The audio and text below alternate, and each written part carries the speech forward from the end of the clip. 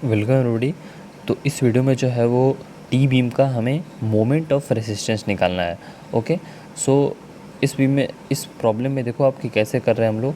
तो देखो प्रॉब्लम क्या है कि मोमेंट ऑफ रेसिस्टेंस निकालना है, जिसमें जो है वो इफेक्टिव फ्लैंज विड्थ दिया हुआ है, यानी बी एफ दिया गया हुआ है। उसके बाद डी एफ दिया गया हुआ है, depth of flange. Width of rib जो कि 300 है वो दिया गया हुआ है। जो रिइंफोर्समेंट है, टेंसाइल रिइंफोर्समेंट, वो दिया गया हुआ है। 2 numbers 20 mm plus 2 number 12 mm।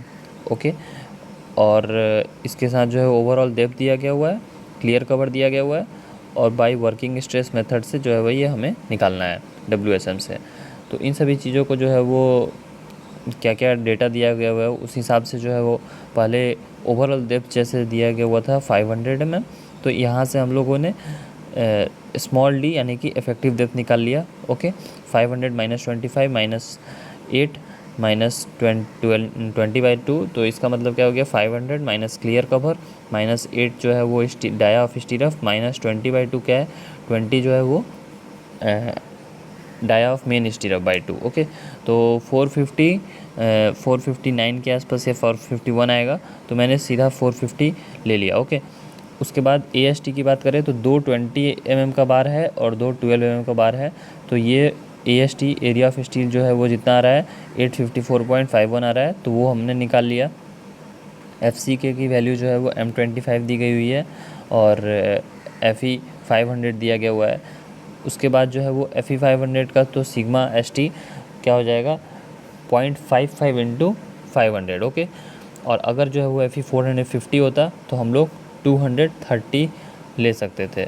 Okay, सो उसके बाद जो है वो M का वैल्यू, तो M जो है वो 280/3 इंटू सिग्मा CBC होता है। तो इसके लिए जो है वो हम लोगों ने 8.5 होगा अगर M25 यूज़ कर रहे हैं तो सिग्मा CBC की वैल्यू। सो M का वैल्यू जो है वो यहाँ से निकल के आ जाता है 10.98। ओके, ये सब फार्मूला आपको याद होना चाहिए, वरना आप प्रोसीड नहीं कर पाओगे WSM में, क्योंकि WSM में सिग्मा ST और M सिग्मा CBC ये सब कैसे आ रहा है आपको पता होना चाहिए। ओके, अगर आपको ये सभी के बारे में एकदम बेसिक भी नहीं मालूम है कि WSM में कैसे प्रोसीड करते हैं, तो मैंने एक जो है वो बीम डिज़ाइन में WSM के रिगार्डिंग ये सब कुछ बताया हुआ है। तो आप चाहे तो वो वाला वीडियो देख सकते हो कि ये सभी की वैल्यूज़ सिग्मा ST की आप IS कोड से कहाँ से ले सकते हो। ओके, और सिग्मा CBC की कहाँ से ले सकते हो, IS 456 से ही लेंगे, ऑब्वियस सी बात है। उसके बाद जो है वो आगे प्रोसीड करते हैं। तो जैसे क्रिटिकल डेप्थ जो निकालना होता है, तो वो हम उसके लिए हम लोग निकालने के लिए, क्रिटिकल डेप्थ निकालने के लिए हम लोगों को जो है वो सिमिलर ट्रायंगल का कॉन्सेप्ट यूज़ करना होगा।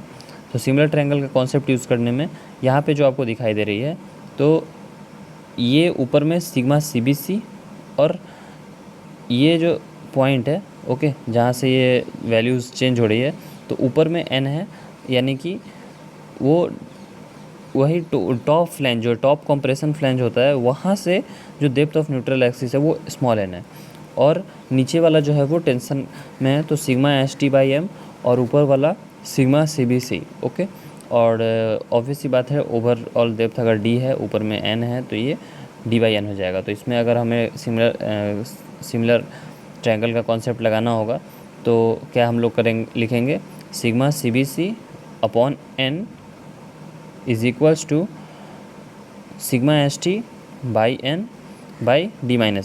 और ये जो है वो हम लोग इस ट्रायंगल, ये जो आपको दिखाई दे रहा होगा 2 ट्रायंगल्स, उसका कॉन्सेप्ट से हम लोग लिख रहे हैं क्रिटिकल डेप्थ।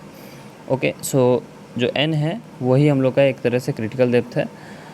सो उसके बाद जो है वो हम लोग इसके निकाल सकते हैं, जैसे हमने सिग्मा CBC की वैल्यू ऊपर कैलकुलेट कर ली है, सिग्मा ST ये सभी कैलकुलेट कर लिया, तो NC की वैल्यू आ जा रही है 114.02। ओके, 114.02। और प्रॉब्लम में अगर आप देखोगे तो ओवरऑल डेप्थ जो है वो दी गई हुई है 90। तो जो फ्लैंज की फ्लैंज की जो डेप्थ दी गई है वो है 90, और हमने जो कैलकुलेट किया N की वैल्यू वो आई 114.02। तो हम एज्यूम करते हैं कि जो हमारा N का वैल्यू होगा वो DF से ज़्यादा होगा। सो ये वाला प्रॉब्लम में हम लोग जो है वो ऐसा एक्सप्रेशन यूज़ करके जो है वो N की वैल्यू कैलकुलेट करेंगे। ओके, एन की वैल्यू कैलकुलेट करेंगे। सो ये एक्सप्रेशन जो है वो कैसे आया है, ये एक्सप्रेशन आया है यहाँ साइड में आपको जो दिखाई दे रही है एक ट्रायंगल, इसको जो है वो हम लोग बेसिकली मोमेंट निकाल रहे हैं और उससे जो है वो ये वाला रिलेशन आया है।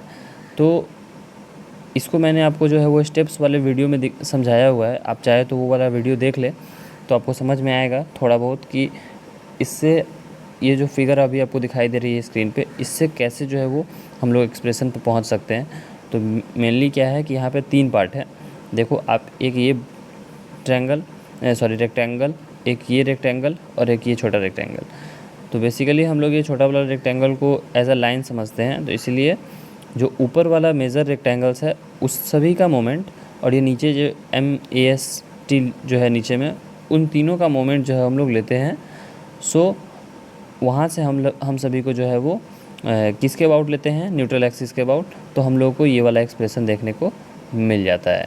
अब इस एक्सप्रेशन में वैल्यूज़ को पुट करेंगे तो यहाँ पे जो B है वो एक्चुअली में BF है। ओके, सो उसमें वैल्यूज़ को पुट किया मैंने, तो n की वैल्यू आ रही है 83.16। तो हमने तो असम्पशन किया था कि n जो है वो DF से ज़्यादा होगा। DF कितना था 100, लेकिन n की वैल्यू तो DF से कम आई, तो कोई प्रॉब्लम नहीं, हमारा जो असम्पशन था वो करेक्ट नहीं हुआ, लेकिन हमें n की वैल्यू तो एटलीस्ट पता चल गई।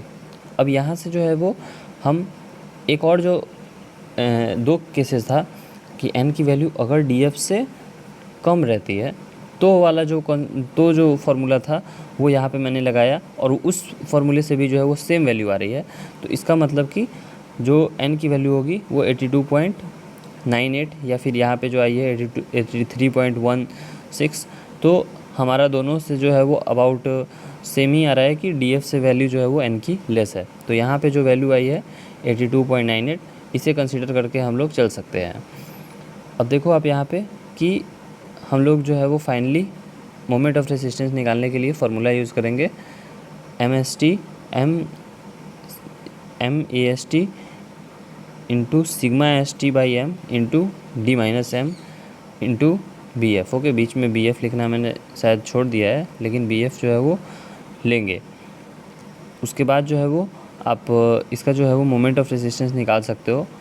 ओके, नहीं, इस वाला जो है वो इसमें नहीं लेंगे। यहाँ पे आप देखो, ये जो है वो हम लोग क्या कर रहे हैं कि ये वाला जो पोर्शन है ना, इस वाले पोर्शन का मोमेंट हम लोग बेसिकली निकाल रहे हैं अबाउट जो टॉप है उसके अबाउट। ओके, टॉप या फिर जो है वो न्यूट्रल एक्सिस के अबाउट। ओके, न्यूट्रल एक्सिस के अबाउट, टॉप के अबाउट नहीं, क्योंकि D माइनस N है। सो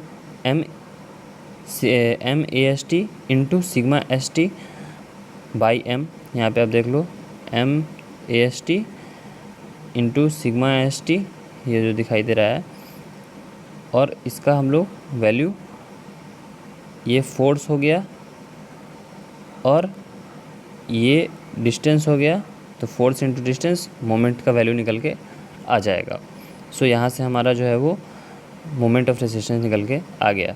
सो ऐसे ही जो है वो आप कैलकुलेट कर सकते हो।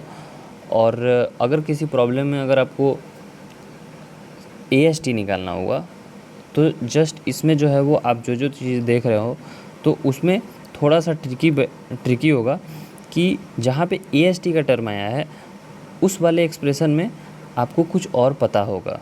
जैसे यहाँ पे जो मोमेंट ऑफ रेसिस्टेंस है वो आपको पहले से पता होगा, तो अगर आपको AST का वैल्यू पूछा जाएगा तो ये मोमेंट ऑफ रेसिस्टेंस का टर्म जैसे यहाँ पे अभी हमें निकालना था, लेकिन अगर वैसा क्वेश्चन रहेगा तो सपोज़ कि 40 अगर हमें दे दिया गया मोमेंट ऑफ रेसिस्टेंस, तो यहाँ पे जो AST यूज़ हुआ है उसे आप निकाल सकते हो, वाइस वर्सा।